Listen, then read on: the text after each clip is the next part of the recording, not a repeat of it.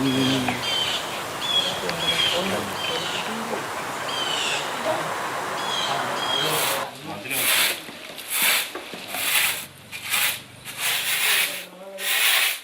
எருது லாடம் போட்டுருங்க. லாடம் போட்டு அது ஆணியை மறக்காம விட்டு அந்த கட்டாம விட்டு எருது திடுபுடுன்னு எந்திரிச்சுங்க காலம் மூச்சு போடுது. காலம் மூச்சு போடுறது கால் வந்து வீங்கிடுது. வீண் பிற்பாடு ஆஸ்பத்திரி போகணும், பிற்பாடு விரல் எடுக்கணும், கால் எடுக்கணும் அப்படின்ட்டாங்க. അപ്പോൾ അതോടെ சரி அப்புறம் எப்படி இப்போ நடக்க முடியாமல் ஆகிப்போச்சு. பேசாமல் ഇപ്പോൾ இருக்குது. നിരങ്ങി നടന്നും മഹാലിംഗൻ 4 ആടിനെയും 8 പശുവിനെയും വളർത്തി. കഴിഞ്ഞ രാത്രി പുറത്തിറങ്ങിയപ്പോൾ കണ്ട കാഴ്ച ആടിനെ പുലി പിടിച്ച് വഴിയിലൂടെ ഇഴച്ചു കൊണ്ടുപോകുന്നതാണ്. വയ്യാത്ത കാലും വച്ച് പറ്റും വിധം പിന്നാലെ പോയി. കണ്ടു 100 മീറ്റർ മാറി ഇങ്ങനെയൊരു കാഴ്ച.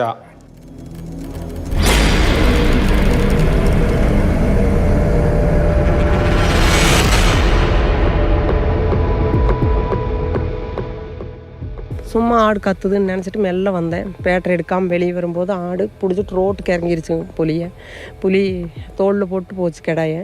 அப்போ போகும்போது நான் ஓடி போய் பேட்டரி எடுத்துகிட்டு வந்து கிடாய் தான் போகுதுன்னு நினச்சி நான் பேட்டரி எடுத்துகிட்டு வந்து அடித்து பார்க்குறேன். அது புலி தோளில் போட்டு போகுது.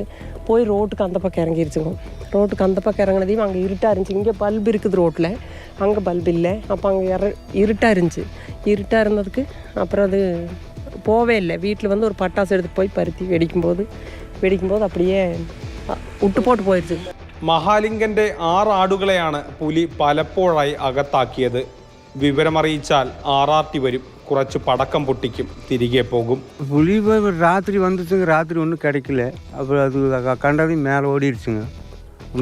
அதுக்கு முன்னே இன்னும் வெள்ளிக்கிழமை போன வெள்ளிக்கிழமை அன்றைக்கி கட்டிக்கிறத கொண்டு போயிடுச்சுங்க.